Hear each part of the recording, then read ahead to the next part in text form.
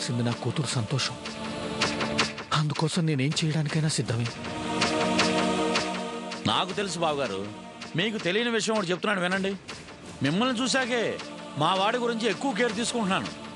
మనం ఏం చేసినా వాళ్ళ కోసమే కదండి. ఏమంటారు బావగారు? సరే, ఏవో సందేహాలు ఉన్నాయన్నారుగా, చెప్పండి, తీర్చేస్తాను. ఏం లేదండి, మనం అనుకున్నట్టుగానే ఈ పెళ్లి జరుగుతుందంటారా? అదేంటి అలా అడిగారు? ఈ మధ్య మీ అబ్బాయి ప్రవర్తన అదోలా ఉంటుంది. అదేంటి అలా అన్నారు? ఈ షికార్లు కొంచెం తగ్గించరా అని నేనే మా వాడితో చెప్పాను. మీరు ఇంకా ఎక్స్ప్రెషన్ మార్చలేదు. రీజన్ చెప్పేశాను కదా. నువ్వు అలాంటి అనుమానాలు ఏమీ పెట్టుకోవద్దమ్మా. మీ అమ్మాయి మా ఇంటి కోడలుగా వస్తుంది, అందులో ఏ సందేహం లేదు. నాకు కావాల్సిందే అదే. ఎంత దారుణంగా కొట్టాడు. వాడి చేతులు చచ్చుపడిపోను. చివరికి వాడు నడివీధిలో రక్తం కక్కుకొని చేస్తాడు. పాపిష్టోడు. తప్పు వాడిది కాదు తులసి, నాది. దుష్టుడితో సావాసం ఎప్పటికైనా దుఃఖాన్ని మిగులుస్తుంది.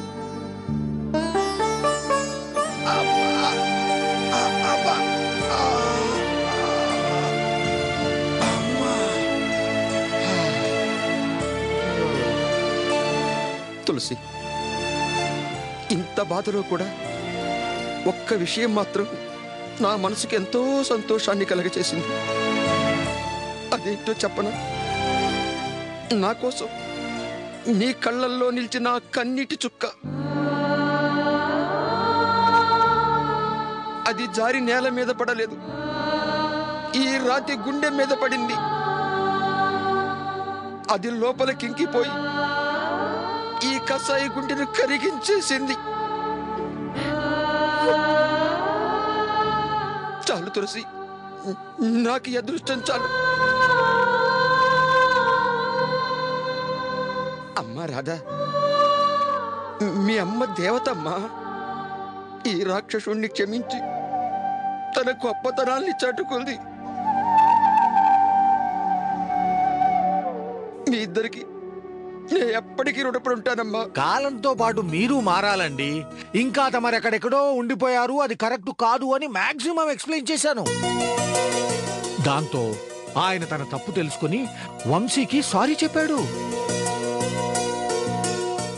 వంశీ హ్యాపీ, అది చూసి నేను హ్యాపీ. ఇప్పుడు నువ్వు కూడా హ్యాపీగా ఫీల్ అవ్వాలి. కమాన్ కీర్తి, బీ హ్యాపీ. అమ్మ రాధా,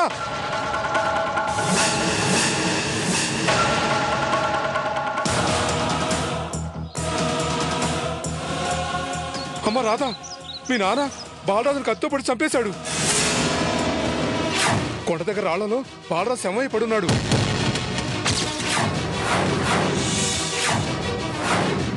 జనం మీ నాన్న పట్టుకొని పోలీసులు కబురు చేశారు.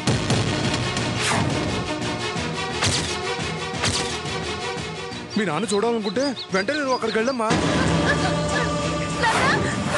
తొందరగా వెళ్ళమ్మా.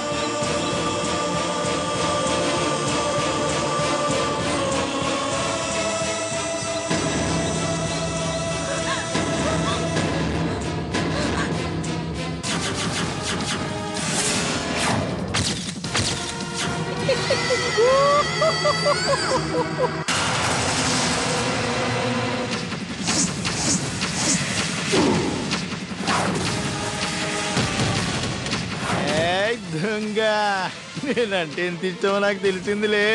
నేను నిజంగానే చచ్చిపోయాను అనుకుని నా కోసం ఎక్కెక్కేడ్చావు కదా.